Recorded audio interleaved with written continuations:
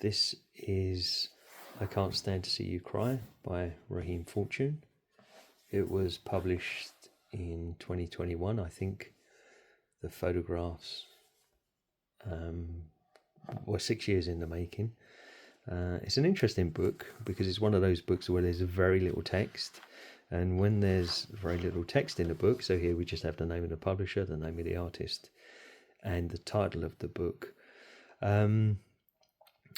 we need to rely on the interplay between the visuals, which are the photographs, the end papers, the editing, and the sequence, in order to construct a narrative. And when these elements are intricately woven together in layers, they invite us to engage fully with the imagery and also those aspects that exist outside of the photographs. Now we have the internet these days, and we can look up artists and we can look up particular bodies of work to try and form an understanding if we want to. But if we just focus on the book itself and the title, we can reflect upon the identity of you addressed within its pages. So we could assume that you relates to somebody closely associated with the artist, and that we're looking at a book relating to personal experience. However, biographical works often delve into aspects of an artist's life that resonate within both personal and communal spheres, and you could also refer to a family unit, a community, or even a nation. And this sense of dual meaning is present throughout the book. For example, the decision to use yellow papers. We know that every decision when we're putting photo books together is made for a reason, and this colour would have been chosen for a reason. It could be associated with sunshine and optimism, and it could be contrasted with some of the black and white photographs. We could also think about the artist as producer to help us formulate a deeper understanding. And I sense themes of personal context and broader societal issues within the pages of the book. Fortune's own background has roots in the Chickasaw Nation and also African American heritage, and I think that this forms a significant backdrop to the work, which is situated in Texas.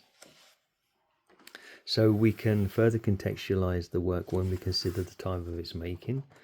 So many of the photographs were made in 2020 against the backdrop of significant events in America. Well, like the global COVID-19 pandemic, but also the protests against police brutality following the murders of George Floyd in Minneapolis and Mike Ramos in Austin, Texas. There are some images of medical equipment and the inclusion of personal narratives amidst themes of loss and collective trauma illustrate a subtle undercurrent of hope and resilience. And then my thoughts return to the yellow end papers. And whilst the book steers away from focusing solely on protest imagery, it sensitively addresses racial discrimination and the aftermath of police violence and socio-economic tensions. This is an interesting photograph. It's a scar slicing through what looks like a map of Texas. And I think that this person attended a peaceful protest against police brutality, and a rubber bullet, which is meant to be fired into the ground to then bounce up and hit people. I think it was fired directly at this person that hit him in the arm, right where the tattoo depicts the state of Texas. In another photograph, there was a picture of a man sitting on a folding chair. Let's see if I can find it. Yeah, here. So when I first looked at this photograph, I thought he could be attending a council meeting, but when I stayed with the photograph for a bit longer, I noticed that he's not sitting inside a building, and he appears to be sitting beneath an underpass. Actually, this photograph was made in a ministry for the homeless in Austin, Texas. And I think Texas has a high number of homeless people. There's also a photograph of 3 men riding horses beneath the skyline, depicting a visual representation of Texas's association with the oil industry. And Texas produces a huge amount of oil. So there's all these kind of little hints and little nudges to provoke a thought process and an interpretation of the work.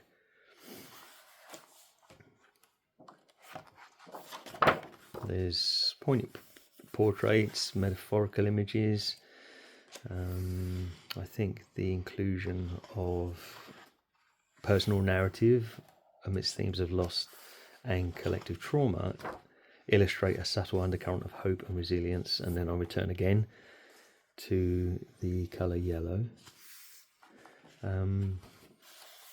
Also, I can draw parallels with another Loose Joints publication, I Wish I Never Saw the Sunshine by Pacifico Silano. And although the books differ visually, they were made within a musical backdrop and resonate with a rhythm that echoes both personal and collective trauma.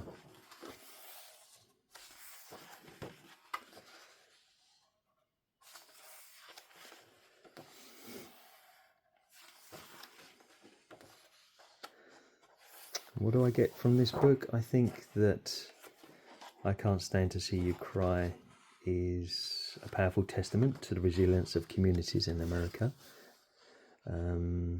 which is ever more poignant now with everything that's going on with ICE. And through thought-provoking imagery and lyrical poetics, it offers a nuanced vision of life, love, loss, inviting viewers to deeply engage with the complexities of the Black experience during a time of collective trauma and grieving. And then there we have a final photograph, which is one of optimism and hope. So there we have it. I Can't Stand to See You Cry by Rahim.